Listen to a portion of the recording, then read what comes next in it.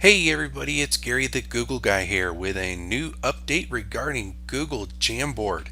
So if you are using Google Meet, you'll know that you have the ability to create those digital whiteboards. That is using Jamboard, which is a part of your Google Drive application set. So if you would like to, you now have the ability to view and work with the version history with your Google Jamboard files.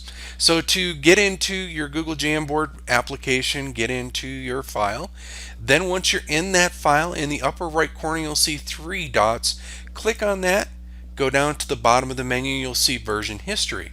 And just like your other Google Drive files, you'll see previous versions of the file, and you can go to any one of those, maybe preview it. You can also name them, and even in the upper left, you can see that you have the ability to restore previous versions as well. So you can now treat these jams just like you do any other Google Drive file that you may have stored in your Google Drive.